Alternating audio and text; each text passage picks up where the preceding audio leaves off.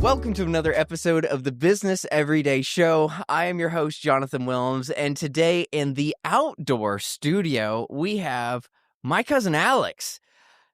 Alex, you are an interesting guy.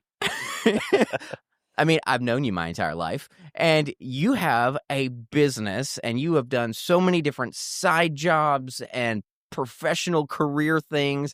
I mean, we're going to specifically talk about your one main thing that is about potentially to become your main thing. But Alex, man, who are you? And can you just give me the brief snippet about what do you do in your life in regards to business? Oh, Lord.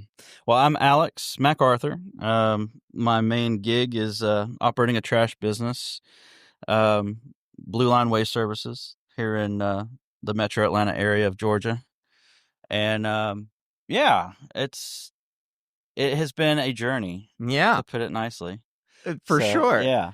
So, Blue Line Waste Service, where did we begin? Like, is this, you were 7 years old and you're like, one day, just one day, I will be the man to sit on the back of that trash truck and flip those cans and put it in the trash, and we'll go to the dump. Like, did you imagine of being a trash man? Well, it goes back to our grandfather, Uh-huh. taking us to the dump, and, we'd haul off the trash from his house and from Mhm. our renter's house, and, didn't think it would lead to a career in the trash business, Mhm. but along the way, it's happened. I did a little time in the junk removal It's good that side. you finished that sentence instead of, I did a little time. Right? Oh, boy. Yeah, luckily I haven't had to do that. Nope. But yeah, so I did a little junk removal. First real job in the trash business was with a company called 1-800-GOT-JUNK. Hey, I'm sure a So lot of us have actually used that service. I think I even used that service once with my original house. yeah, and it was great experience. There's a lot of money to be made in that sector. Hmm. But that ultimately didn't end up being a career path that I really wanted to do Yeah. at that particular time. But I ended up, I've always been interested in law enforcement, Yep. and that was the career path I thought, and I still enjoy it, don't get me wrong, Mhm. but that's the career path I really wanted to go down. Okay. But one thing led to another. I ended up getting my CDL. Okay. You're a truck driver. Yeah, I mean, why you not? traveled the country for a while, didn't you? You were a cross country I did. truck for. But before I did that, Okay. my first job as a truck driver was hauling recycling, which is basically trash. I actually had no idea that was a thing. Yeah. So there was a company called S&P Recycling Uh-huh. in Marietta, Georgia, and they were contracted with the guy that I ended up working for. And the guy that I ended up working for, he had a few trailers, walk-in floor trailers, and a couple of tractors, and basically hauled what they called coal mix, which is just a little bit of everything. Okay. Down to Forest Park, Georgia, multiple times a day, and did that for almost a year and a half until I turned 21. Man. And then that's when you went cross country, and then so on and so forth. Multiple things happened after that. Yes, sir. Now, before we explore Blue Line, because we're gonna get there, and I'm excited to get there. When you were an adolescent, when you were 16, 17, 18, were you doing any sort of junk removal, trash service, recycling, anything like that outside of, Grandpa always had us doing something? Well, I mean, a lot of mentalities came out of that too. Right. There was some hoarding in there, and I mean, I might have my own hoarding tendencies, yes, of course. No, actually, when I was adolescent, I really didn't do much of anything as far as junk and trash was concerned, besides what, our grandfather had us do, taking our personal trash to the dump. But I did my own landscaping thing back then. Okay. So you had this entrepreneurial thing, or at least this I don't want to go work for someone else thing. Yeah, pretty going much. for you from the beginning. Yeah. Like, where did that come from? Do you think that came from seeing other people, or from church guys, from grandpa? Like, where did you get that bent? It was all of the above. It was a totality of the circumstances. I didn't like the bureaucracy that comes with a big company. And I learned that early on, and it started in high school. Okay. Is there a particular story that goes along with that? Or was it just high school? No, I mean, even in high school, you've got a lot of bureaucracy that, a lot of the work in high school is busy work. Yeah. It's not actually learning what you need to learn. Doesn't apply for a job. It doesn't mean anything outside of... Now, there's some good stuff in high school, sure. Yeah. But I found that majority of the things we did was watch movies, and it was irritating to me because I was like, wow, I could be out here making money. I could be doing so many other things with my time, but yet I'm stuck here with all these other people I don't really like. And we're having to watch movies that we've already seen. It's like, wow, what? So I found myself in a position where I was wanting to quit school. Yeah. And I actually went to the counselor and was like, hey, look, I'm ready. I can't do this anymore. This is what I'm thinking. What's my out? So they actually told me about a thing called alternative school, which is for the kids that misbehaved, which also, come to find out, was for kids that wanted to graduate early. Oh. And I don't know why they didn't tell me about this to begin with, because they don't just make it openly known to people. Interesting. But literally, you go there for 4 to 6 hours, if that, and you're just meat and potatoes. Never had any homework because we had enough time in class to do the homework. Oh, great. And we were gone by 11, 12 o'clock every day to go work a side job or a full-time job, whatever the case may be. And you're like, this is my ticket. It was Let's awesome. go. The only caveat to it is I had to switch from college prep to tech prep, which to me, that wasn't a big deal because I never really had an interest in going to college. Right. I didn't either. I didn't. And yet I did. That surprises me. I didn't know that. Yeah, I had no interest in school whatsoever. I was like, I can go make money doing construction. I can make money doing auto mechanics. I can fix computers. Like, why do I need to go to school? And I told that to my family. Like, as a young kid, I'm like, I'm not going to school. That's dumb. And here am I sitting with the most degrees out of anybody and I work at a university. And you ironically work for a university. Oh, isn't that funny? Yes. The Lord has his way. It definitely does. Definitely does. But yeah, so ended up going through the alternative school and graduated almost a year early, more than a year early. Okay. So you did that for a year or 2 years? It's about a year and a half. A year and a half of alternative. Yep. Okay. And graduated before everybody in my whole class. I'm so smart. So it really didn't have nothing to do with being smart. It was just, it eliminated all that busy work, which is basically daycare. That's crazy to me that you could still get the same education as everyone else, and yet you could just do it earlier and faster because you're not dealing with all the fluff. And I had the option to graduate with my class. But I chose to just peace out. I was like, I'm done with y'all, man. Goodbye. But because I'm a traditionalist, but I'm not. Like I really when it comes to going with the flow. Oh, you're good with that. I don't always go with the flow. Okay, I just. Sometimes if you tell me to do one thing and it's got to be done that way, I'm like, nah, maybe not. It doesn't have to be done just that like, way. That's a suggestion. Yeah, it's just... Which is hilarious considering your career in law enforcement. Yeah. Yeah, well, it's only illegal if you get caught, right? So, no, I'm just playing, guys. For real. But follow the law. The signs are not suggestions. Absolutely. Don't do as I say, not as I do, okay? Law enforcement... ended up being a very rewarding and enjoyable experience. Okay. It just doesn't pay anything. Yeah. And did you know that going in, or was that kind of a yes realization? And no. Okay. I didn't realize how bad and underpaid Yeah. the profession is. Like a lot of people are having to do side jobs, overtime just to You have to. survive or have their own businesses. When I first started, $9.56 an hour, and I was driving 50 miles one way. Wow. Yeah. You're getting less than Chick-fil-A. So Probably even at that time. yeah. So I mean, I didn't do it for the money. Let's Yeah. put it that way. It was just something I had always wanted to do. I enjoyed it. And it's definitely a calling. It gets in your blood. It's something that's not cut out for everybody.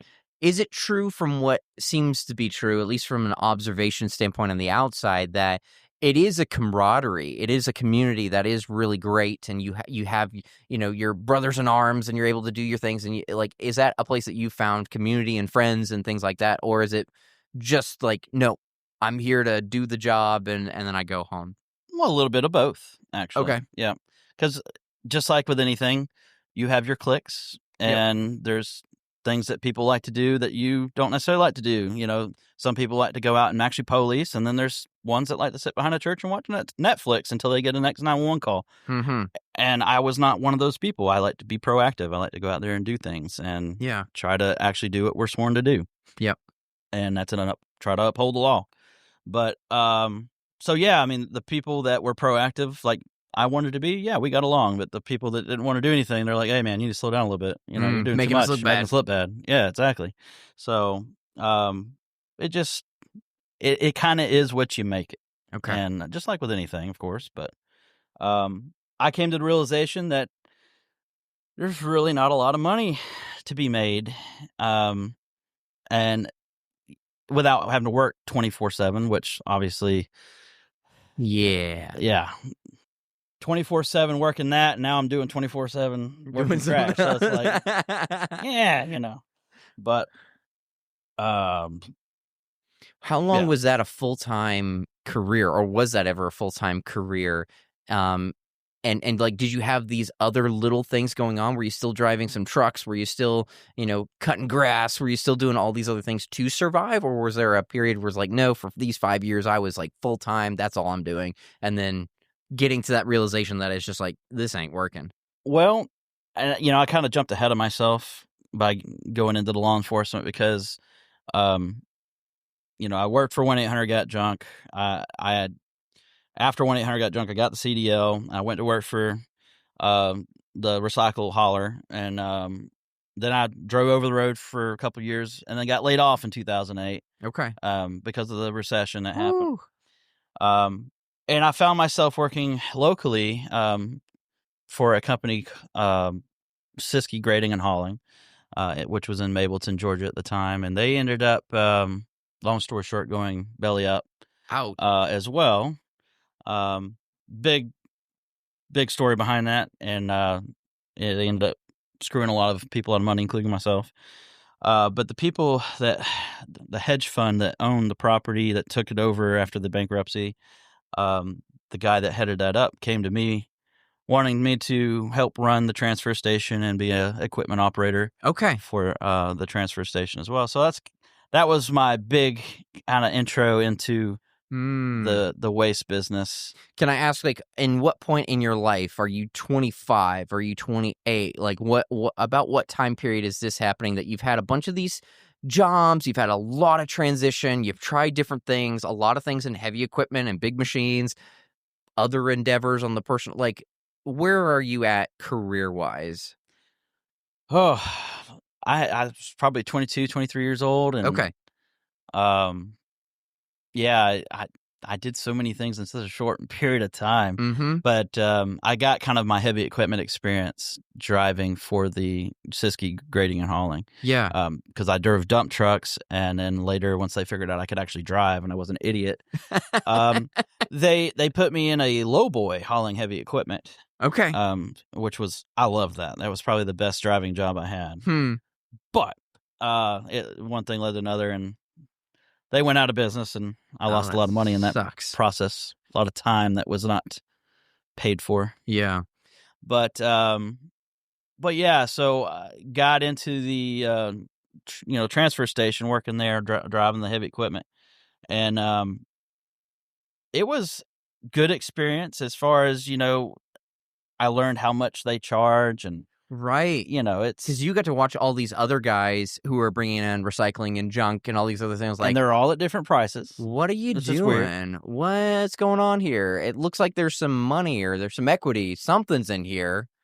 Is that what piqued your interest into going into business for yourself? Absolutely. Okay. I'd be lying to you if I said it didn't, but it wasn't my end all be all. That wasn't what I wanted to do at the time, because that was before I got into law enforcement. Right. And I did that for several years. I mean, this was in 2008. I started with them. I was with them until 2011. Okay. So, we ended up taking on Household Garbage. The guy that owned the place, we were a strict construction demolition transfer station only. Yep. He ended up wanting to expand into doing household garbage. Well, we got the proper permits from the state, but come to find out, he didn't get the right permits from the county. So many permits. Yeah. So there's something called a MRF permit that you're supposed to get.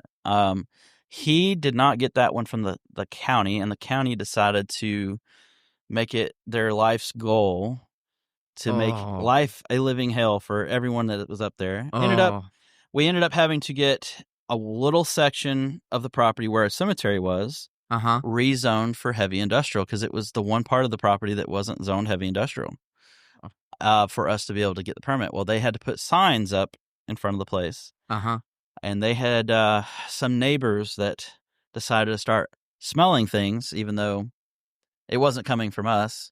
There just so happened to be a transfer trailer company that hauled household garbage that was next door to us. That were just sitting there roasting. That was bringing trash, loaded trailers, and leaving them on their property, and that's what they were smelling.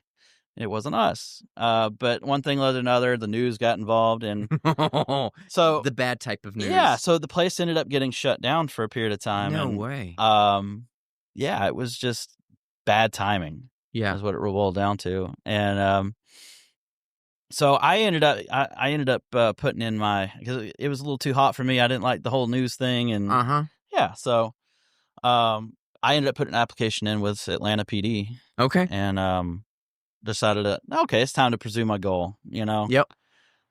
We've tried this side thing. We've tried this other thing. Yeah. It's been a good run, but let's go make a career. So one thing led to another. I got hired on Atlanta PD in 2011, and went from Atlanta PD. Long story short, I went from Atlanta PD to still am a reserve with that department. But it just one thing led to another, and I ended up being one of my supervisors. Old fella, been there for 30 plus years. Gotcha. Been fighting cancer for the last 5 or 10 years. But it came back aggressive, and he, after all those years, still wasn't able to retire. Oh, so you have this experience with a guy that's like been doing this for a while, and you're like, he's not going to make it. Well, he's having to work. Even though he's going through chemo, he's having to work just to put food on the table because he can't afford to retire. And I saw that, and I was like, I don't want to be that guy. I don't want to be in a position where I need to retire, but I can't. Yeah.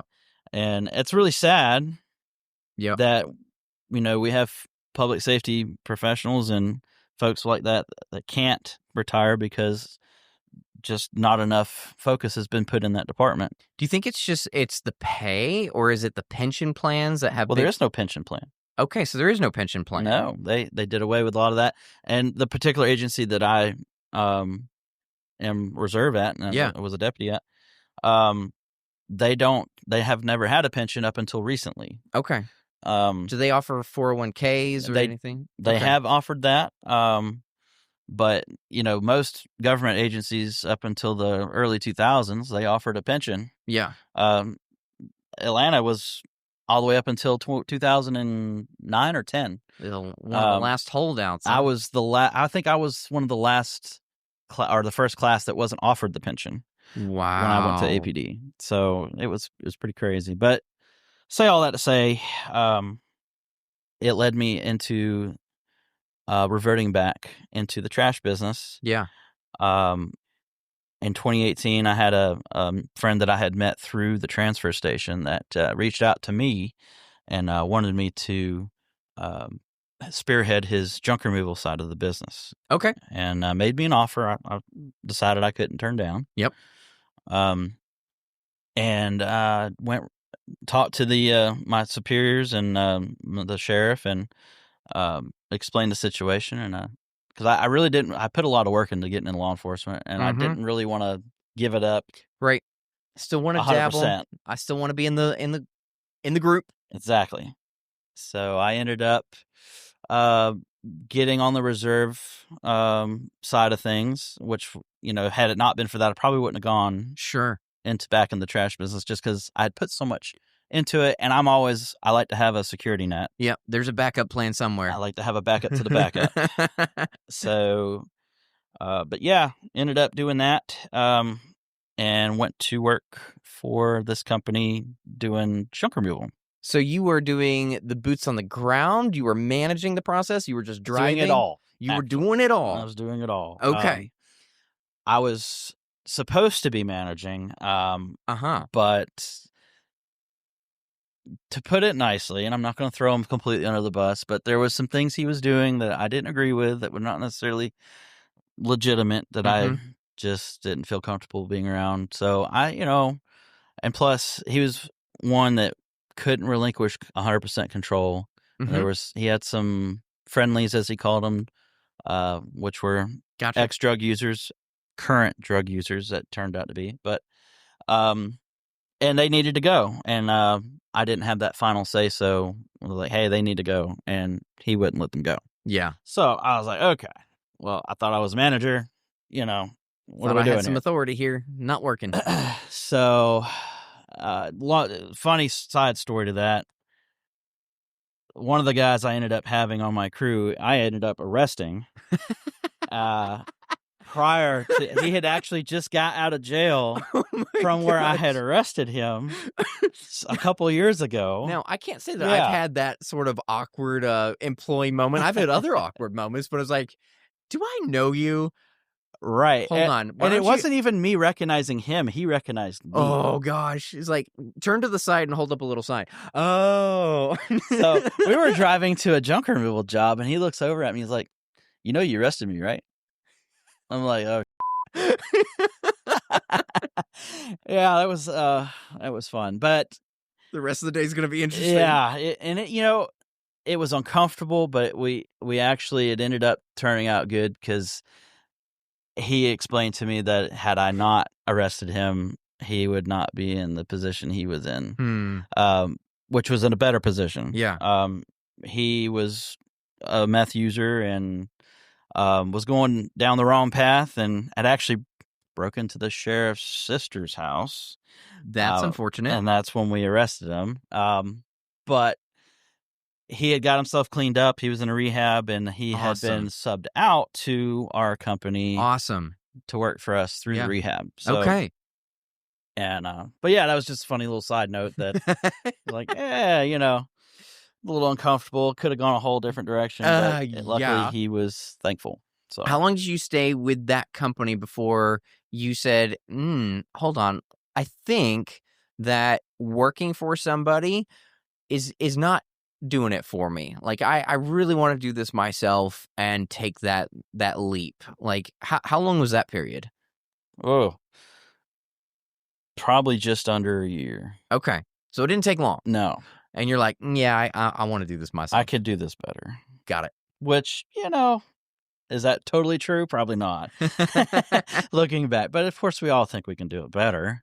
And in some ways I do. I feel like I treat my people better. But yeah, I made that decision in 2019. I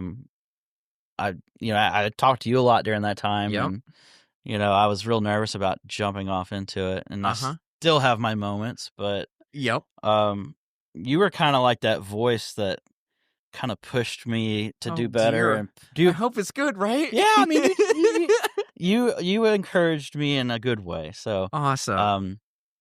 and I was able to figure it out kind of on my own. Because, a lot of people, they want to pay somebody to. A lot of money. Hey, Yeah. will you incorporate me? Will you set up my services, set up my website? But you said, nope, I'm going to do this all myself. Yeah, with the exception of the website. I actually paid somebody for that. Okay. But yeah, as far as like incorporating, I incorporated myself through the state. It was actually really easy Yeah. to do. More so than I thought. I actually got done doing it. I was like, is that it? Am I in business now? I was like, is that all I got to do? So, and then getting an EIN number, that was really simple. It took like 30 minutes, Yep. if that. It was just a bunch of Just get questions. an email. Yeah. Here's the thing. It's really simple. Surprisingly simple. And yeah, and then hey, lo and behold, I'm in business. And so at that point, you're like, I guess I'm in business. What do you do then? How are you getting your first client? And are you doing junk removal? Are you doing recycling? Are you doing residential? Like, what is your niche? The goal was junk removal. Because there's a lot of money to be made in that. But I went through Grasshopper and got my number, and I paid a guy to make me a website, and I paid a company, and this is all out of my own pocket, of course. Yep. I paid a company, I think it was like $200, and I kind of like sent them what I wanted, and they created a logo for me. And, oh, cool. It was really cool, and it came with a bunch of other stuff. But yeah, the original goal was to get into junk removal, which as we went along, I got nothing but residential calls, people wanting trash service. And I was like, I was turning a lot of those people away. And I don't want to pick up your garbage. I want to do an apartment removal. Or I got, a few jobs here and there just off of Google. Okay. But it wasn't enough to live off of. So I wasn't like quitting my job, working full time. But what I ended up doing is I ended up leaving the guy that I was in cahoots with, business partners with, and went to work for a guy doing roll-off. Okay. Those are those big dumpsters with the steel wheels at construction sites and homes. Exactly. And, I got you. You are trying to build your own company. You're financing it. You're trying to pull in these people to give you a little bit of help. But like, how are you navigating? You're working full time. You are reserve, so you're working part time. And then you're like, I got so much extra time in my life. Let me just start a business. Where does that fit in Alex's life? Because that seems like, okay, I'm just doing the math, like 40 hours plus another maybe 15 to 20 hours plus I'm running out of hours. Where are they? Well, so luckily with the sheriff's office, they never really called me in a whole lot in the beginning. It's only been recently they've been doing that. But so I really didn't. It was maybe once every month or two that I would get called in for a weekend or something. I got you. But yeah, it was a little tough. I basically I would work the roll-off job, and I would get calls I'd have to answer while I'm on the job there, and I would just have to, when I got done with work, go and do those junk removals or whatever. So you get done at, let's say, 3 or 4 in the afternoon, and then you're doing junk removal in the afternoons. Yep. On the weekends. Yep. And a lot of it ended up being on the weekends because with the roll-off business, you're there until the work's done. So, and a lot of times I ended up being a bit of an overachiever. So they would put more work on me after I was done. You didn't have a quota. You're just like, oh, he's still got time. Yeah. So they're like, oh, he got done at lunchtime. We can't just let him go home. We got to give him more work. So it kind of shot myself in the foot, so to speak, a little bit, by trying to get work done quicker. But as we went along, they realized that I had a side business, and just in talking with them, they kind of helped me out a little bit. Oh, so you were actually able to have the conversation with your boss and be like, hey, this is what I got going on. Can we work on this a little bit? And they're like, we can help you out a little bit. I mean, we're not going to say work at the same time, but like here's more of a standard quit time, or a little more relaxed of a schedule. Or we never quite got to the relaxed schedule and this is your set quick time, but just a general understanding that you There have was a something. general understanding there, and if I really needed some help, they would give it to me. Okay. But it got to the point where I really just the schedule was not jiving, and I was working myself to death, which I still kind of do. How But many hours were you putting in on average a day? Lord, in a day, 10, 14 to 12, 15 14. hours a day. Golly. Yeah, And that's not talking about commutes, and that's not correct. talking about coming home and taking care of your own life. Yep, And and this was, of course, pre-kid, not having a child at the time.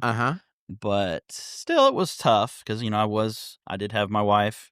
So yeah, it was challenging in its own way. It's a thing that's actually, it's been one of the common threads through all of the conversations in different ways that I've had so far on the podcast, where it's like, no matter how you slice it, the entrepreneurship route of any kind is a grind. Absolutely. You're going to have your bread and butter thing for a while, but then it doesn't replace what you're doing. You have to work harder. It adds. Yeah. It's like, I'm going to sign up for this thing where not only is it not going to pay you, it's going to cost you money. It's going to cost you more time. And for the sake of freedom, you have the freedom to make the decisions sometimes. And yes, there is great reward, but it comes with great risk, obviously. Yeah. And yeah, I mean, in the trash business, I'll go ahead and say it. You don't have a lot of flexibility, especially in the residential curbside stuff, because you're picking up on a set day and it's every week. And these people don't care if you're sick. They don't care if you've got a death in the family. They don't care. Yeah. They just want their trash picked up. My garbage is full. Empty it. Yeah. I paid you. Yeah. I paid you $5. You need to pick up my trash. We're going to get there. We're going to get there. The margins and yes. Goodness. Cost per can. And it's very, well, yeah, like you said, we'll get there. But yeah. So you're doing this where you're doing roll off during the day, in the evenings and on weekends, you're doing junk removal, and you're saying no to residential. At this point. Yeah. What changed? Because foreshadowing, you're in residential completely. Now, yes.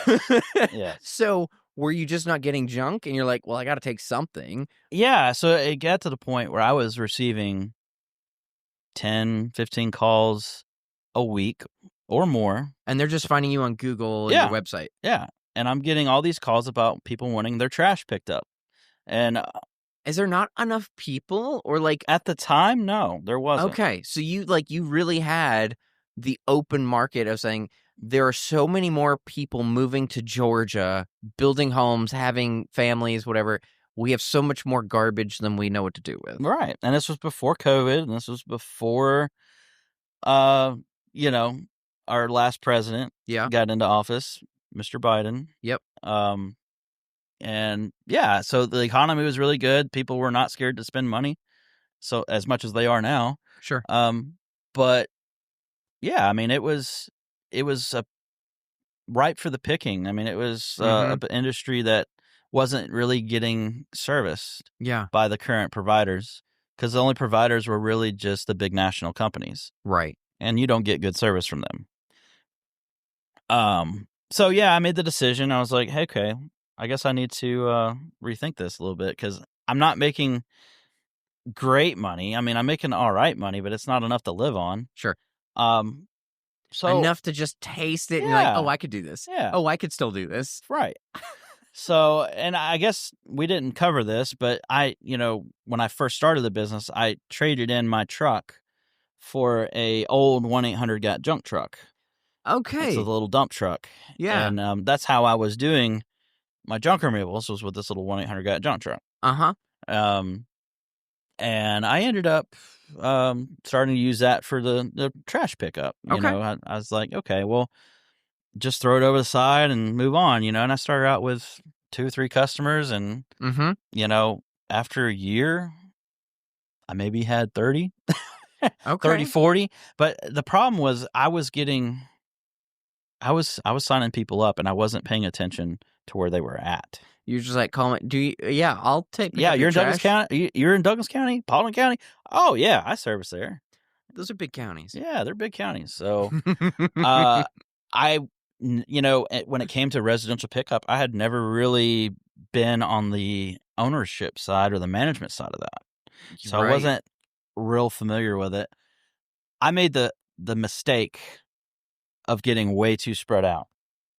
Just by the addresses that need pickup on a day or a weekly basis, you're just like, your grid is way too large. Yeah, and this is something that if anyone's thinking about getting in the trash business, number one thing, make sure that it's almost driveway to driveway.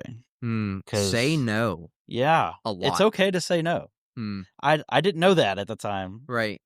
Because I'm like, oh, excited, $75 for 3 months. Yay! It's residual, almost passive income. And actually, back then I was anywhere from 60 to 75, and a lot of it was 60, which at $60 is $5 a week. So yeah, it was. Yeah, it's not a lot of margin. Yeah, in that, but one thing led to another. Yeah. So 2019 into 2020, did anything change for you business-wise during pandemic months and year in regards to growth? Or was it just like, hey, I'm still doing the residential, people are still signing up at a slow incline, and I'm just doing my pickups and drop-offs?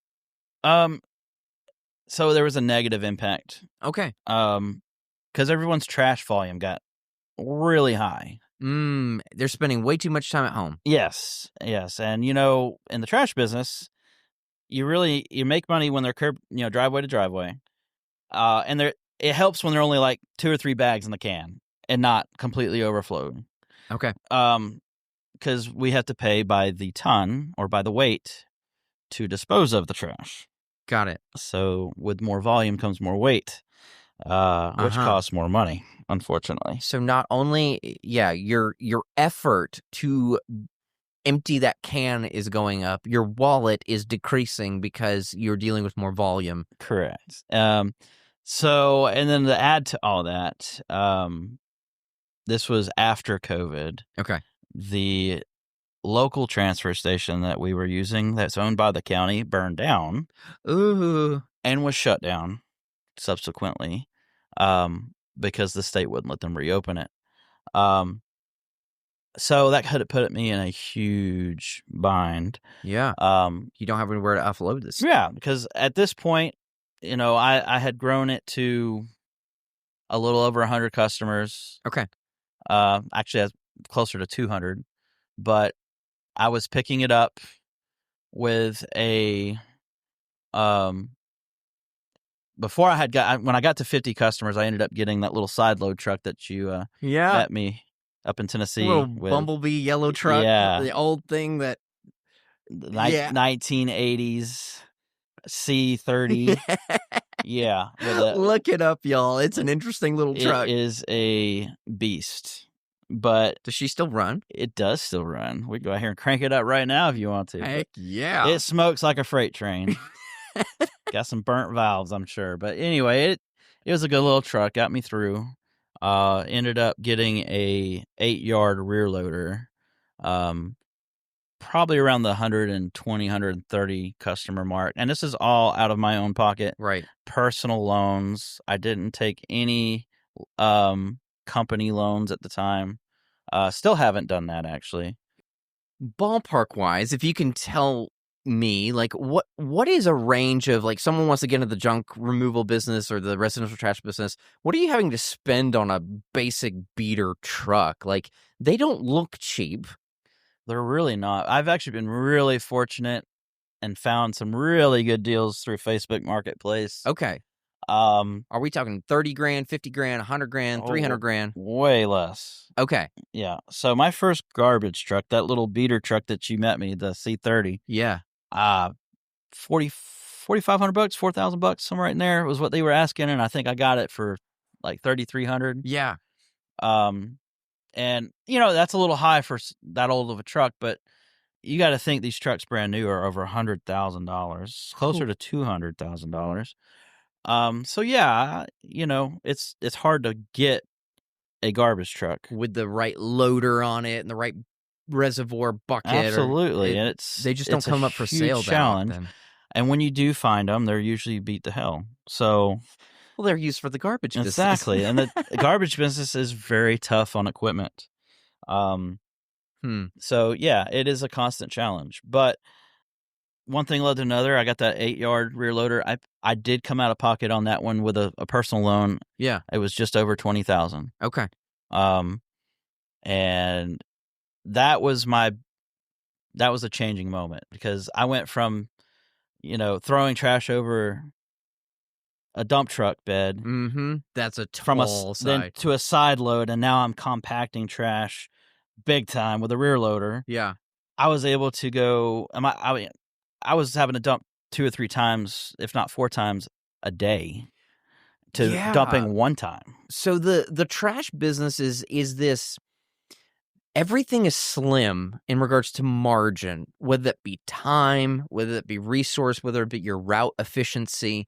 Like, you are really having to hone in your craft to be like, no, I'm going to get these clients at these addresses so that I have I can do it in a very condensed time frame at this dollar amount, because it costs me this much per can, this much per customer, this much for retention. And then I have to dump the stuff at this much per ton. And if you're having to make that route 3 times in a day, that is going to be a much increased expense for the fuel cost. Fuel and time was the biggest problem. It was taking me way too much time to pick up the amount of customers I was picking up. I mean, it was taking me 12 to 14 hours to pick up 125 stops, and that's horrible. Okay. You should be able to do that in what, 6 hours, 8 hours? If it's set up the way it's supposed to, you should be able to do that in like 8 to 10 hours. Okay. And you were running with a crew of 15 at this time, and right? I say 8 to 10 hours. I mean 8 to 10 hours to pick up about 200 to 300 stops. Okay. And you're running with a massive crew at this point of like 10 or 15 people. You're sitting at home in a lawn chair with Mai Tais and just watching all of this happen. I wish. No. You running solo for this whole thing? I was not. I had some friends of mine that actually helped me grow it and drove. I had 2 trucks, because at this point we're doing everything on a Saturday. Okay. One big Saturday. We ended up, because I was just picking up the trash. When I was 10, 15 customers, I was just going after work and picking them up. And I got to the point where it's just too much. So I moved everybody to Saturdays, because that was the day I had off. And Sundays, obviously, the dumps are not open. So that was my day. And I was trying to cram a lot into Saturday. So I was driving 2 trucks on 2 different routes. Well, I wasn't driving them. I was driving one, and a buddy of mine was driving one. And we were picking up 2 different routes on Saturday. Wow. So you're starting at 4 or 5 in the morning, grinding it out. Yes. We're going to go until we're done. Yep. And we would get done sometimes most of the time it was around 3, 4 o'clock in the afternoon. And that was starting 4 or 5 o'clock in the morning. Woo. So, yeah, there were some long, grueling days in the summer heat with no air conditioning. Because, of course, these trucks are not going to have air conditioning. No, why would they? You're lucky if they have heat. In the deep south, why would they have air conditioning? Correct. And you're having to, I think one of the things is, throughout the years of our conversations and stuff like that, a lot of this business is like, no, you have to get to a certain size before it makes, I don't know, quote unquote sense, but you have to just grind it out until you get there. Because if you stop short, it's not, nobody really wants to buy it, and so you're like in this weird middle ground for a long time.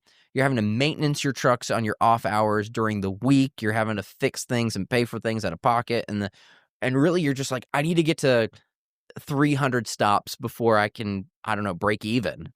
It was about 150 stops before everything kind of started paying for itself, and that was without any major breakdowns, of course. Sure, but. Yeah, I mean, I wasn't that disposal was paid for, fuel was paid for, and what little I was paying my buddy, it was paid for. I wasn't having to come out of my own personal bank account. Right. which was nice. But this granted is 1 day a week. Yep. So, I ended up. This is towards the end of COVID. Okay. End of 2021? I believe it was 2021. Okay. Ended up buying a second rear loader. Got it. Found it on Marketplace. It was in Kentucky in the mountains. Okay. A couple of states away. No big deal. Yeah, not a big deal. Borrowed a buddy's truck and another buddy's trailer because I did not have a truck big enough to tow it back because the said truck did not have a working transmission. Okay. Broken truck. It would go into drive and it would move. It just would not shift. So you got a little bit of first gear. It was a 2008 Mitsubishi Fuso with a 8-yard rear loader on it. Mitsubishi. Yes. So it ended up, I went up there, ended up paying $4,000 for this truck. That's awesome. That's a great deal. Had 78,000 miles on a diesel motor that worked fine. It just needed a transmission. This is a 2008. It was owned by a city in Kentucky, and I only paid $4,000 for it, and I had a clean title in hand. That's incredible. And it was absolutely the best deal That's the golden ticket of the century. Yes. So I have a buddy of mine that has been a huge help. I would not be in business without him. He's a mechanic. Yeah. And that is one thing too. Like if you don't have a friend that's a mechanic, or you are not mechanically inclined, or you don't have deep pockets, you're not going to make it. You're not going to make it. No. Because things will constantly break. But he is a really good mechanic with foreign trucks, Isuzus, Mitsubishis, whatever. And he was able to Frankenstein a Isuzu transmission into the Mitsubishi truck. No way. It is essentially the same transmission. It's just a different bell housing. So he just did a bell housing converter plate and put it on, bolted it up. And we are rocking and rolling. Man. So about the time he gets it going, I made a deal with a local trash company to buy about 150 stops from them. Is that a pretty common transaction between low or small count residential trash guys, mid count, and high count? Like, are there a bunch of guys that are out there with just a pickup truck, and then they like get to 50 or 100 routes and they're like, we can't do this, we need to sell it? There's actually some people out there that right now are picking up with a 2500 with a dump trailer. They're picking up like 800 stops. Oh my. Yes. They work. I thought I worked hard. They are working their butts off. And they actually tried to get me to buy them out, and I actually talked them into getting a rear loader. Okay. Off of Marketplace. Yeah. And now they are doing very well for themselves. Okay. You need to get into the trash consulting business. I know, right? That was a little side note, but yeah, it definitely, it's. You've had a heck of a journey of buying Frankenstein trucks, but I mean, you've had relationships with a bunch of different people, either through the transfer station or your just own network, that you've had this deep repository of individuals that you can pull from to say, hey, I have a question about this. Hey, I got this, question about this business thing. And I know just from knowing you that you've met a lot of people in the trash business that don't compete in your area, that you've been able to ask questions like, hey man, how do you do this? What do I do with this situation? And you can't be afraid to reach out to people. Yeah.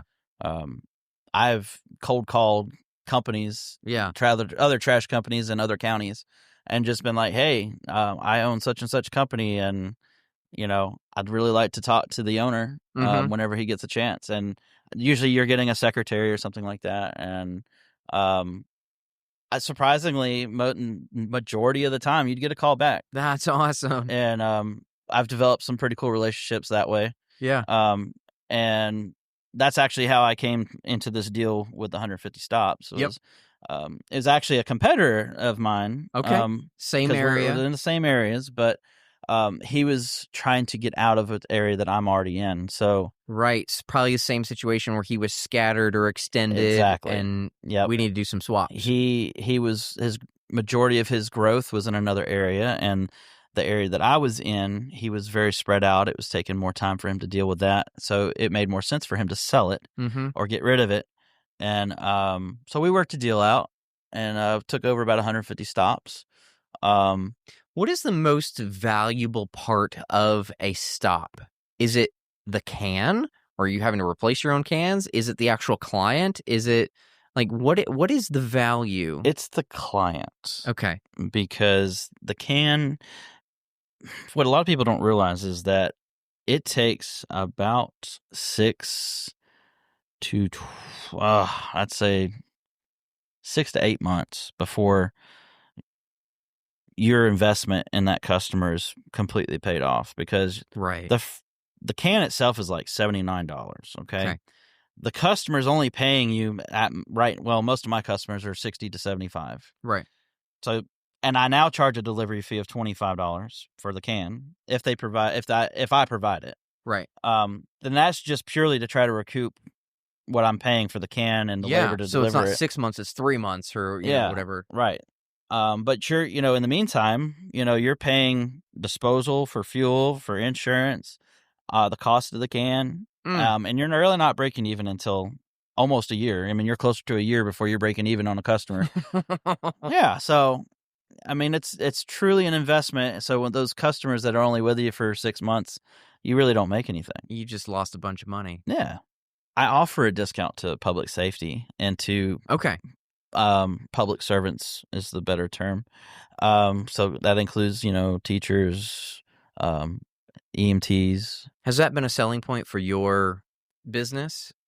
Yes and no. Okay. A lot of people mainly just come to me because they like the logo. So that was a good $200. And then a lot of it's just referrals because I try to, I do what I say, if we're going to pick up, we're going to pick up. But the customer has to do their part. They got to put their can out. And I've run into this a lot more where people will lie all the time about not, for instance. Give me the story, Alex. For instance. Okay, here we go. This is the pet peeve section. Oh, God, yeah. You'll go to pick up, and now we tell all of our customers they have to have their can out the night before. We do not have a set pickup time. So we'll run a route, and, anytime anyone doesn't have a can out at the road, we'll take a picture. Okay. And that's our proof. We'll have people call in. You didn't pick my trash up. It was out the night before, and you still didn't pick it up. Why not? I need my trash picked up right now. I paid you. Okay. Let me check. Just one moment. So I'll go through and I'll check our routing stuff, and hey, there's a picture in here. Sure enough, at 5:30 this morning, your can wasn't out there. I got a picture. I'll send it to you. How does that go? Well, one of two ways. They either concede and, oh, I'm so sorry. I thought my husband took it out there. It's usually something like that. Let me get on to Brad. Or, this is unacceptable. I'm changing service. And honestly, those kind of people, I just don't. Go on, find another trash company, because if you can't follow the rules, I don't want you. Yeah. And I've gotten to that point kind of just because you've got a lot of entitled people out here that expect perfection, and you're doing the best you can with what you got. Yeah. And I know for a little while there you were providing the from door to I forget what your term was, but you were charging an extra fee. Valet backdoor service. Where you would bring out the can, dump it, and bring it back. Well, believe it or not, when I started doing that, I was doing it for $17 additional. So, do you still offer that service? Well, I do, but it's much more than $17. Do people take you up on that service? They do. Really? And I actually despise doing it because it takes so much time. Right. But now we charge $50 additional per month, which is if you're paying quarterly, is $150 additional, in addition to the curbside price. That's more than your curbside price. Oh, absolutely. That's wild. It's almost, I forget the exact amount, but it's over $200. Yeah. For a 3-month period. And I have people that will pay it. And it's purely just convenience. They don't want to roll the can to the curb. Do you offer, I've seen this a bunch on Instagram, stuff like that. There's a new business thing out there where people are doing trash can cleaning. That is a thing. I've actually had a few people come to me wanting to offer that to my business or to my customers. Right. But we haven't really pursued it. Okay. Because I was trying to think, like, in the trash business, the residential trash business, you have been creative and you've created this valet service, and you've, is there cleaning? Is there decals? Is there thematic, things that you can add to the can for St. Patrick's Day and Christmas? And I don't know all the things that you could do with a trash service, but it seems like there's a lot of fun, creative things out there that you could have as additional options to make that margin a whole lot larger. There are, if you have the time. Yeah. And yeah, I mean, there are things you can do as far as like for the backdoor stuff. The reason I don't like the backdoor stuff, just to back up. Yeah. In the time it takes me to do one backdoor stop, I could done picked up 10 to 15, maybe even 20 door-to-door stops. Okay. Or not door-to-door, excuse me, driveway-to-driveway stops, excuse me. Okay. So the profitability has to be, it's not really worth my while to do a backdoor stop. Mm-hmm. That's why I end up charging more now. Right. Because it's just, it's a time and money thing. Yeah. And to be honest, it's hard to get labor to help do that. Yeah. I mean, the entrepreneurship journey, especially when you have your own company, is that one, you're just grinding it out. That's like step one. Step two is you're having to be a hiring, firing HR person, and that's a whole nother job in and of itself. Honestly, in this business, they usually don't even get to the point of getting fired. They just don't show up. It is a struggle. Tell me, Alex. Oh, how many goodness. people have you had come in and out of your doors in the last By 5 the time years? people get done listening to this podcast, they're going to be like, I'm never getting in the trash business. Well, good. More margin for you. But yeah, I mean, there are, at every turn, there's a struggle. Labor has been a really big problem. But I know it's not just isolated to me and to the trash business in general. We've all been feeling it. Mm-hmm. No matter what industry you're really in. Is it the work or is it the wages? Is it the hours? Look, I was paying a day rate of $200 to $250. That's and awesome. So quicker, like you pick up your route fast and efficient, you're going to make a good chunk. Right. And for, a 8 to 10 hour day, that's good money. Heck yeah. So, because there's a lot of other companies out here that don't come close to that. Yeah. But the other side to that is a lot of people that you find that are even willing to do the job, they're not, how do I put this nicely? Well, they're not your law-abiding citizens. Okay. They're most likely not able to get a job doing something else. Okay. They're convicted felons. They're not hard workers. They're just doing what they can to get by. And every once in a while, you'll find some that are really good. But what I have found is a problem is I get started very early. I get started 2, 3 o'clock in the morning. Finding somebody that's willing to get up early to work around trash and actually do what the job entails, which is very simple. It's just put trash in a truck. Is very hard to find, surprisingly enough. That's so. I mean, we don't live in the same state, so that's so. It's been frustrating for me because I'm like, dude, like this could be so much fun. Like we could hang out and like I'm just tossing bags. Like that's not hard, but like to sit in a truck with you all day and hang out and cut up and like you would be surprised. That doesn't seem hard. It's not, but it's also not. On the rainy days and the cold and the very hot days, it can be a challenge. Yeah. Okay. It's not for everybody. So it's especially in today's climate where nobody wants to work for what they got. Yeah. And I'd say that very broadly. I know. Don't take offense, but nobody really wants to work. They want everything to be given to them, and it's so frustrating. There's a sense of entitlement that our culture has kind of developed over the years, and really our generation and the generation before us. But it's sad when a 55, 60-year-old will outwork an 18-year-old. Yeah. So Just a mentality thing. It's a challenge. So you're at 2022 to 2023, like where is Blue Line in regards to like client basis, and like do you have a projection of like, hey, I want to do this full time? Because you're still doing other things full time. This is still a side gig. It is even still until a side gig, yes. Recently. Yes. So and this is partly my fault because I have grown it slowly. I could have jumped head off into this, took a huge risk, quit my job, and just done this full time. I would have never survived. we would have been foreclosed on, and our house would have been took from us. But that doesn't seem like a great plan. Yeah. So I'm slowly's good. I like to make sure that I have a backup to the backup. Yep.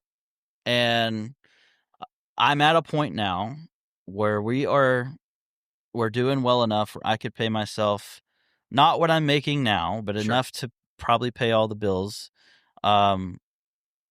And I'm looking. The one thing that's holding me up is that transfer station I told you about burning down. They are supposed to open it back up, allegedly, by the end of April, beginning of May.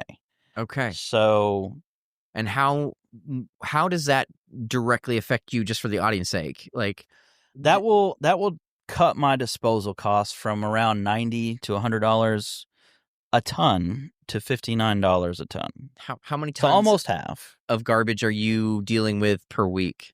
Or per month, whatever your metric would be? Let's see, 10. I'm around 15 to 18 tons a week.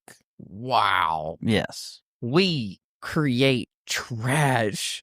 Yes. Wow. Our society throws away a lot of good stuff. What has it been like for you to experience, I'm going to say, the underbelly of society? Not only because, I mean, you still have the sheriff's office where you're experiencing, there's the normal traffic stops and people driving too fast or being kind of squirrely and stuff like that. But then there's the other side, which is like, ooh, we really got some societal problems here that are not being dealt with appropriately.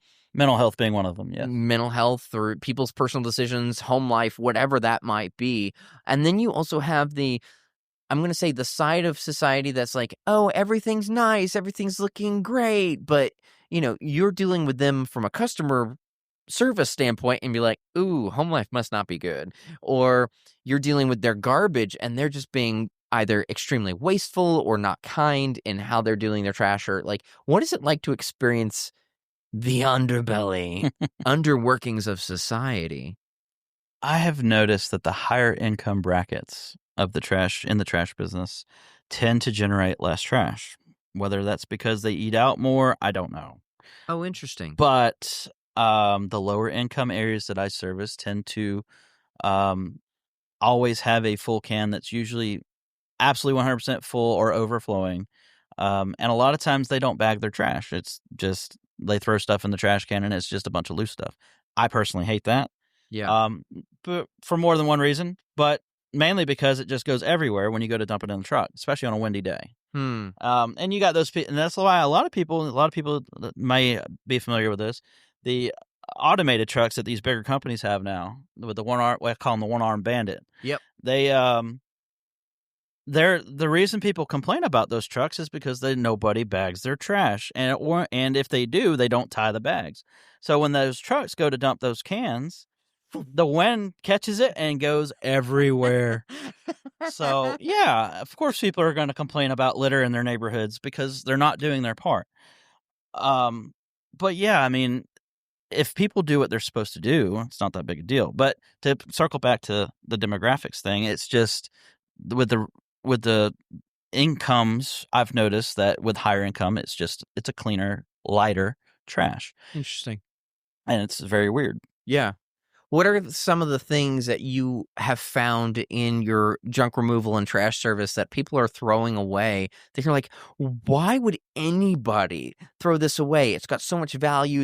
It's in perfect condition. Like, what are some of the gold nugget finds that you've come across in your days? I mean, I have found all sorts of tools, brand new things. My son, I found a bicycle, brand new bicycle, random stuff, man. Just things that there's no reason to have thrown it away.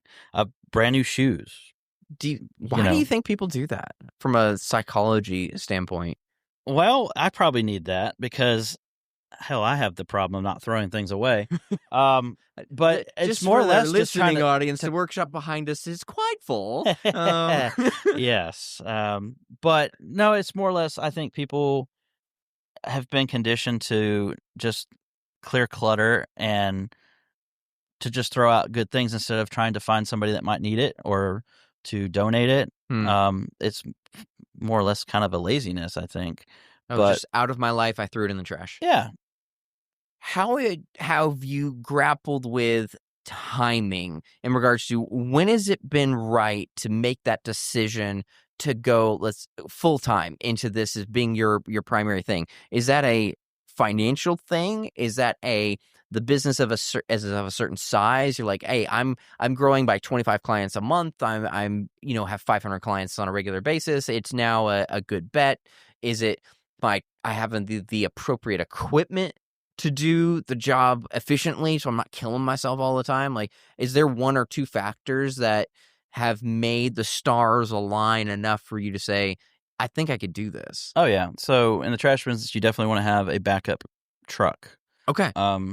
So I'm at a point where I've got 2 trucks, actually 4 altogether, but that two escalated. 2 residential rear loaders. No, 4. No, 5. Yeah, we got 2, but I mean the 2 primary trucks are 2 rear load 8-yard rear load trucks. So right now it's a financial thing, it's an equipment thing, and a time thing. I've gotten to the point now where I want to have a little more time for my family. Awesome. And yeah, it's time to scale it back a little bit so that I'm not working all the time. Right. Because right now I could literally, I work, so I pick up Tuesdays, Wednesdays, Thursdays, and Fridays. Tuesday and Wednesday being my busiest days, I 10 to 12 hours. Wow. But Thursdays I'm working 3 hours, and Fridays it's 3 to 4 hours depending on traffic. Okay. So I legitimately will have a lot more time to focus on not only the business but my family. If I eliminate my second full-time job. Sure. Where do you think you could grow the business to from where you are today if you are actually putting in full-time hours? We could be a lot bigger. Right now I am approximately 560 or so customers. That is so big. Yeah, but for part-time. It is for part-time, and we could, if I had really put my all into it, and I had some help with answering phones and whatnot, we could probably be over 1,000 at this point. But I've been cautious in how I grow. I haven't took any loans for garbage cans. So when I get garbage cans, I'm paying for them out of the company now. Yeah. And so we don't have that debt, which is what I don't want. I don't want debt. The liability of having to make this payment every month. Correct. So I have to get this many new customers to cover that cost. We paid off all the trucks last year. So that's awesome. Everything's paid for. Yep. The only thing that hasn't really developed for us is like a full homeowners association neighborhood where we have every house in the neighborhood or anything like that. Everything we have is just purely one-on-one customer sign up. Okay. But the goal is to eventually get into some of those homeowner associations and communities where it's just one client that pays for every home in the neighborhood. Right. And you just pick up everybody. It's all the same. Yes, because those are where the money's at. Got it.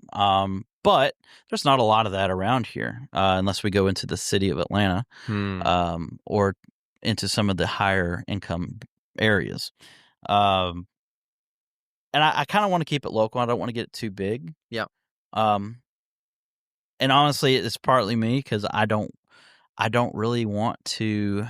I've found that relying on other people is very difficult to do. I was gonna ask, are you gonna make this step eventually, whether that's in the next month or 6 months or something like that? Are you gonna make this jump with you and another person, or is this you going solo? So this will be me going solo. For the time being, I think eventually I will end up needing to hire a helper to help sling trash right on the back. Sure. Which I've had before. But then again, the issue has been with that. It's just a constant battle with getting them to show up. And it's a headache. To be honest, it's just a headache. It's easier when you can just rely on yourself, but you'll reach a point where you can't do it all yourself. Mm-hmm. And until I do reach that point, I think I'm going to try to do it myself. It's just, it can be tough when you need to go on vacation or do something with family or whatever. How does that work? Like, you want to take a week off with your family, go to the beach or whatever, and sometimes you can't do it. Okay. It's just that it's unfortunate, but I am blessed in that department where I have a relationship with 2 to 3 other local haulers. One particularly that is willing to run my routes for me. If something was to happen. Is that common, or is that No, it's not special common. relationship that you've developed? It's a special relationship that I've developed. I help him, he helps me. Oh, that's wonderful. And it's rare to have that kind of relationship with another company, but especially with one that you're in the same areas, sort of competing with each other, but not really. Yeah. I'm not actively going after his business, and I'm not going. He's not coming after mine. But I've had him step in and help me with my routes before, and it's been a real blessing. So, in that regard, if I really needed it, I can always call on him. But Sure. not everybody has that. Do you have any recommendations from your experience over the last 6 years of being in garbage and junk removal and all those different things? Like, if somebody's like, "Hey, I think I might want to do this, maybe never as a full-time thing, but as a part-time thing." Do you have any like pointers, recommendations of like what does a person do to get started in this business, or would you just tell them, "Run, don't even try, don't stay away"? Just be prepared. Make sure you have a true understanding of yourself, and if you're really willing to put in the work, then sure. But there's plenty of opportunities out there to get money. Okay. There is money out there for startup, but I chose to not go that route because I didn't want to own anything. Yeah. You basically say I started with a pickup truck. Yeah. So if you're willing to do that and work another job, I highly recommend it. Don't just quit your job and just try to do this full time. Yeah. But if you're in a position to do it, by all means, do it. What are some of the biggest considerations someone should keep or take into an account before they even get started? Like, do they have a transfer station within a certain many miles, or they? Well, you want to call around to all your different haulers and just maybe cold call them and be like, "Hey, do you service this address?" "Oh, okay, yeah, you do. How much you charge?" So kind of get an idea. Yeah, get an idea what your competition's charging. Find out what your disposal is going to be and where it's at. How far away is it?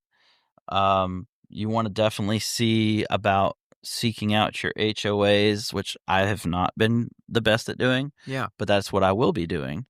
And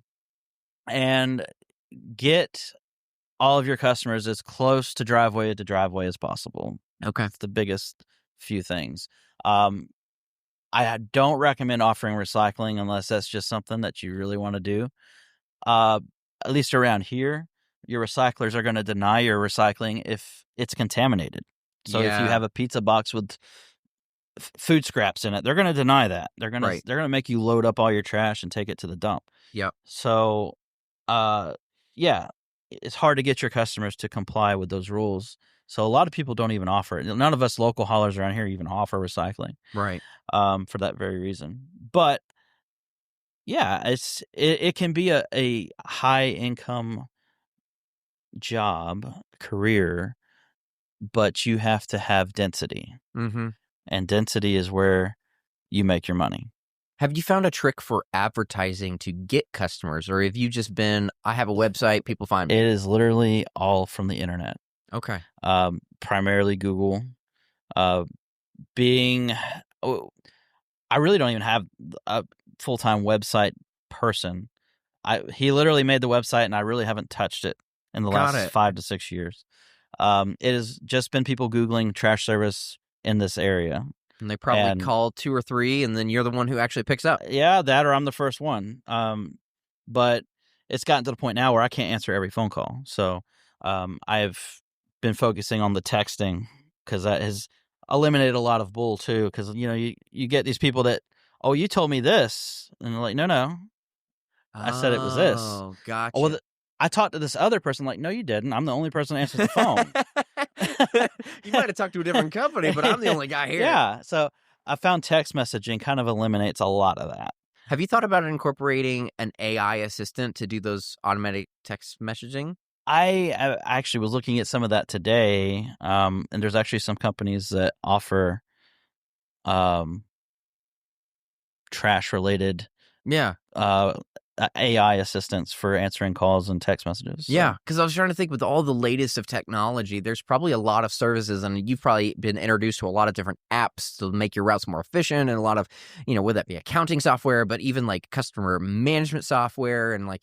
There are some big names out there that I have personally not found conducive to my way of doing things because I literally can do everything from my phone. Yeah. And most of the trash specific software that's out there requires you to have a desktop computer. So I literally can do everything. I have my routing through a company called Circuit. Okay. And I do all of my billing through Square. Keep it simple.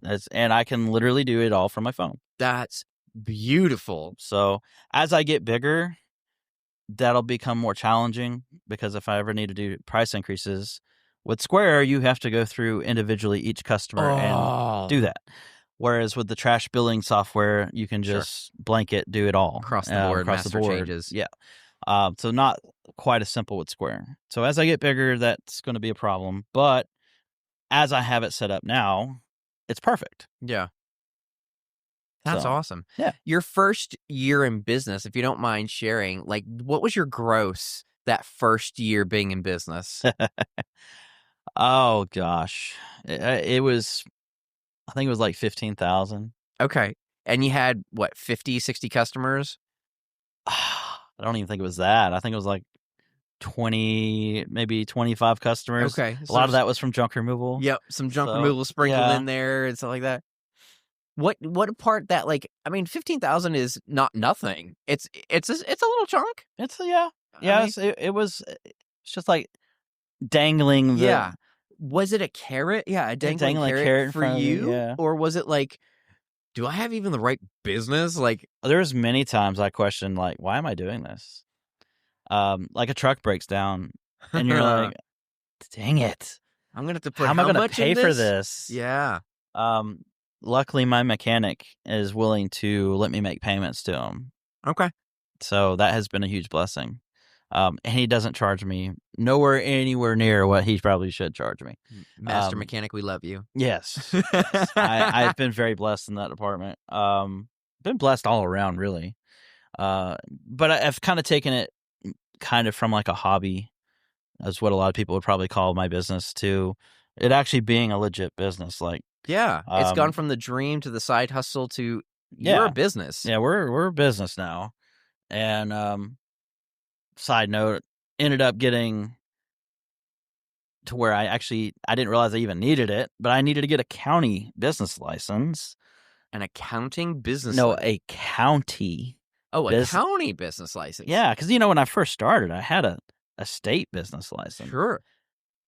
But I didn't have any idea you had to have a county business How'd you find license. that out? So our landfill decided to start making all of the companies provide a business license in order to keep the in-county dumping rate. So if I wanted to continue paying $59 a ton and not $65, I had to provide a business license. So I was like, okay, well, guess I need to figure this out. So long story short, I found out how to do that, and it was actually relatively easy, but it boils down to money. It's always about the money. So you pay the money, get the paper, and you're good to go. It's interesting. That's actually, to me, really encouraging as a business principle is that, like, start doing the thing and then iterate, then figure it out. Like, you don't need to figure it out before. Overthinking it is like the biggest problem for people. That's my problem. We all overthink it. I'm trying to figure it out before I do it. Yeah. Way easier than you think.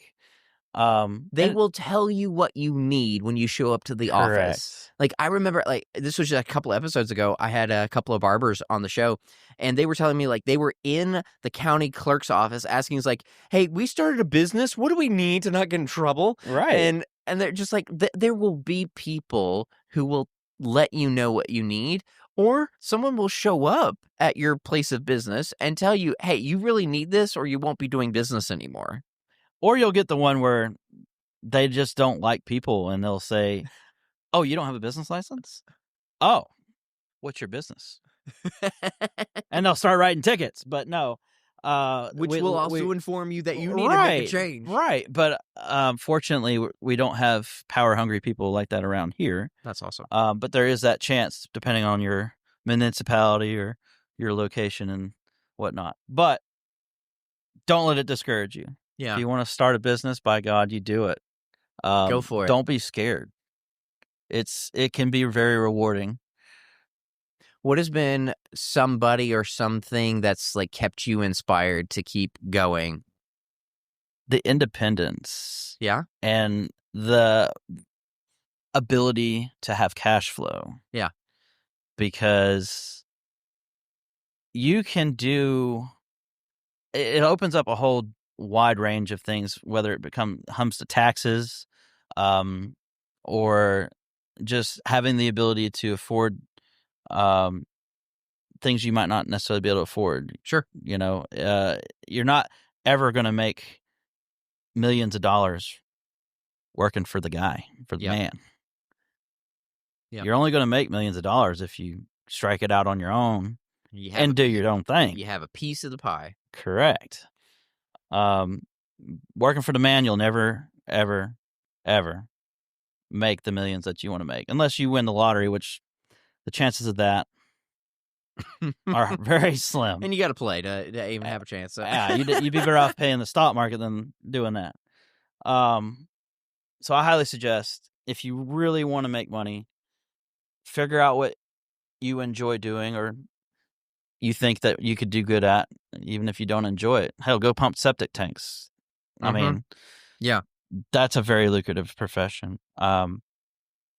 Just strike it out. See a time personally in the next few years where it will be the common story for people to have their job and then their side hustle. Because whether it be their, living expenses just continue to rise, groceries continue to get more expensive, education just continues to get so expensive, whatever that is, everybody will have their job that will kind of just take care of the needs. But if anybody wanted to go on vacation, if anybody wanted to, get that special gift or anything, you're going to need some sort of side business to do that. And it's sad. You really shouldn't be that way, but unfortunately, I think it's partly sad. I think it's also partly a wise culture move in that there's a diversification that so many of my friends have been without work in the last year. So many of them.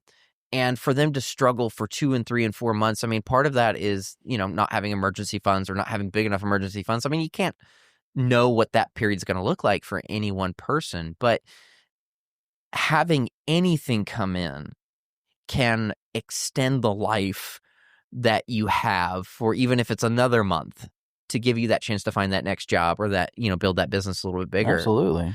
and for me to see, you and a bunch of other people have these side businesses that for you is turning into your full-time, I am president, boss, CEO, owner, whatever you put on your business card. Well, But and the end goal for a lot of companies in this situation in the trash business is to sell to the big guy. ooh, tell me, is that your goal? Long term, sure. Okay. So you build out an area, build out a route, and then you sell it to a big waste management or something like Yeah, that. exactly. And or you find a larger local hauler that's interested in buying your routes. But that's the end goal, eventually to sell out. But I personally, there are actually some new haulers that are my competitors that have come in with door knockers, and they're offering 6 months to a year for free and No way. trying to undercut and run us little guys out.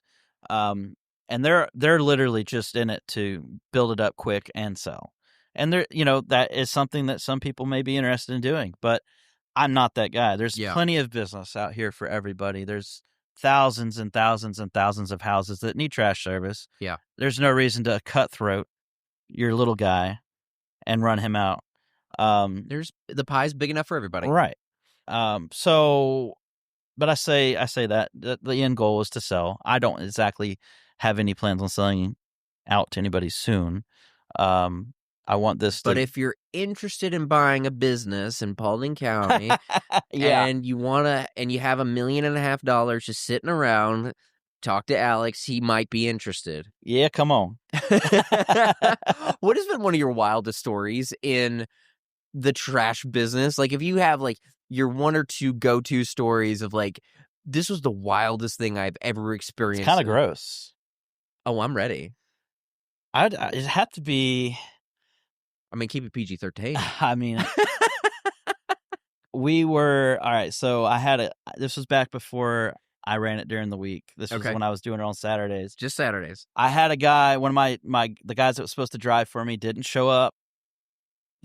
So it sucks. I had to run 2 different routes myself. So it ended up being about a 20-hour day. Oh, golly. Yeah, it was pretty bad. Talking about have a weekend. But I was at the very tail end of this route. I had 6 more stops to pick up, and I was packed out. Like, I was having a hard time packing what else I could get in there. Like, I don't know how I was going to get the last 6 stops on there. Okay. But I pulled up to a commercial stop. There was 3 cans. They were very heavy. So that right away had me like, okay, what's in this thing? So I bet you were gaining another sense that humans didn't even know they had, where you just pull on a can, you're like, oh, I know what's in here. Yeah, when I yank on a can and it pulls me to the can and the can doesn't come to me, there's a problem. So, yeah, when my cart tipper doesn't want to lift it, I have to help it. There's a problem. Oh. So anyway, one of the bags falls in there. And I'm like, okay. So I start to pack it. And it explodes with a brown liquid substance known as dog poop diarrhea. And it literally went all over me, the building, the cars around me. It went everywhere. Oh. It was the most disgusting thing I've ever had happen to me. I literally had to strip down and walk. I luckily found a water hose where I could rinse myself off. But to say I was pissed that was putting it nicely. I was so mad. I actually quit that customer over that. Wow. Yeah, that was really bad. They had full bags of dog crap. Like, I've never seen somebody put full bags of poop in a garbage can. Oh yeah, it was bad. I don't have words. It got in my mouth. Okay, that was bad. So, needless to say, that was my worst. You're just finishing up the day. Yeah. Poof. Literally all over me. It was like, it's not even, it hurts to relive it. The smell. You'll never forget that smell. The trash business is not for the faint of heart. Yeah. So that was the most awful, disgusting day I've ever had in the business. But Honestly, during the summertime, it's during maggot season. Yeah. It looks like spaghetti when you pop open a can. It's literally moving around. I mean, Yeah. that might be a little graphic for some people, but it is what it is. Um, Do you go, the dirty diapers smells like and money. rotten meat, it's like, it doesn't really faze me anymore, but it's funny to see somebody that's never been around it. You probably had some laughs when I've run a route or two with you. Yeah. Yeah. It's like, get out there, son. Grab that trash. No, use your hands. Don't be a do it, man. You got that. Put some gloves on. Yeah, a little spit wash. Come on, you're fine. It's not that big a deal. It's just trash. Man. At the end of the day. Do you have any other aspirations besides the trash company? Is like, man, once this season is over, like, I'm gonna do so and so and such and such. Like, what is there anything on that horizon that, the trash business was that for you for a long time? Whereas, like, maybe, I don't know, is there anything after this that you have in your sights now? Eventually, I would like to get into roll off. Okay. I think that would be a nice change to, because it's a different kind of clientele. Yeah, construction, industrial. Correct. So they're not quite as, not saying they're not needy, but they're needy in a different way. Yeah. As long as you're picking them up, just like with the residential customers, they're happy. But they're not expecting you at a certain time, and they're not going to complain to the extent that your residential people will. Right. It's just a different line of the business, really. Front load is another thing that I've thought about doing, but I'm kind of leaning away from. And front load is those little dumpsters. Oh, they go over the top of the cab of the truck. A lot of the gas stations and restaurants, gotcha. they'll have these front load containers. And you got the truck with little blades on the front that skewer the can and dump it over the top. There's good money in that, but it's very competitive. So I just don't really, and I've never had a whole lot of interest in doing that. Roll off, though, you can make good money at roll off, just like junk removal. Okay. The margins are a lot better. I'll be interested to see over the next few years if you end up with a roll off truck and then be like, oh, there's something else in the yard. Yeah, I haven't decided if I will start a whole nother business and do roll off, or if I'm going to try to incorporate that into my current trash business. But eventually that will be something I try to look into doing in the future outlook of things. So. Are there any correlations between what people do for a living and what eventually their life or their environments look at? This is not a diss at all, but I remember when you first moved here, and then as things have progressed, it's your lot has begun to look more like a transfer station.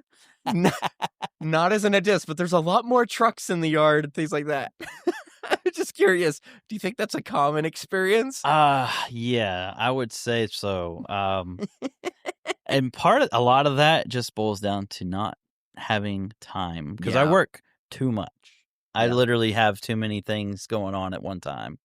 But that being said, it is kind of hereditary, I think, too, because it kind of runs in the family with being hoarders. It does. I'm trying to prevent that in my own life. You see people throwing away good stuff, and it's like, I could sell that.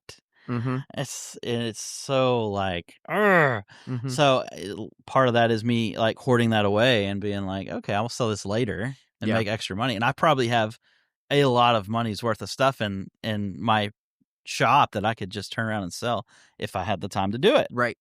Maybe you'll get that time here in the next few months. Exactly. So pray for me in that department. I will. I will. Because it needs to happen. Yeah. But yes, to answer your question, I think it is pretty common. Yes. I look at a closet of mine and I'm like, oh, this starts to look like a server room. That's not a good look. I wonder if there's a correlation here. Yeah, it's bad when you work so much that you have hoarding tendencies and your property begins to look like a meth head lives there. And hopefully none of y'all know what that looks like, but for those that do, I mean, unfortunately, that's kind of the way my property looks. And Well, it's just like there's a saying that there's like never buy a house from a plumber or electrician because they're gonna have the worst plumbing and the worst because they never want to deal with it. You're right. They do it full time and they don't want to work on their own stuff. Oh, I get it. gosh. Mechanics' cars are always broken or whatever that is. And that's kind of, I mean, honestly, that's kind of how it is here. Like, I deal with trash all day and I don't want to deal with my own. Mm-hmm. Get home, like, I ain't taking the trash to the I road. am not in the mood for this. That might be my last question. Do you hire a trash service for your own trash? Ironically, no, I do Okay. not. Yes, I do haul my own, but that would be hilarious. That would be. That would be so funny. I don't want to do it, and you have to pay for the valet service because I'm just not doing it. No, luckily we just literally walk it out of the house and throw it in the truck. Throw it in the truck. That's one of the perks. The perks of the business. Come on. So, but yeah, we've been blessed, and hopefully it'll continue to bless us. That's incredible. Well, Alex, from the beginning, you didn't experience life or school like everyone else. You wanted something different. You were able to find a way to do that differently. You got into heavy equipment, and then you eventually went into the law enforcement route, and you made contacts, you made friends, but you're like, I want to try something else. And then you started out with a decision to get yourself into the junk removal business, and then you worked for a couple of people, eventually all culminating into you striking out on your own. Like, that is an incredible journey of, I tried this, I tried this, I tried this. And I think it's a testament to iteration.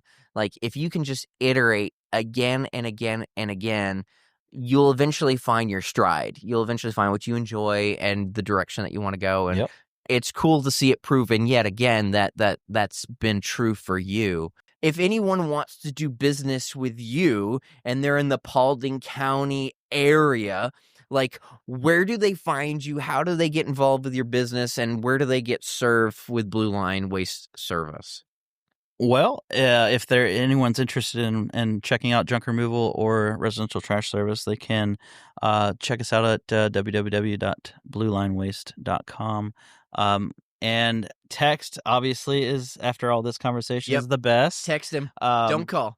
And more than welcome to reach out. Just to make sure to include the service address, and we'll see if you're in our service area. All right. You might get a chance to meet the man himself.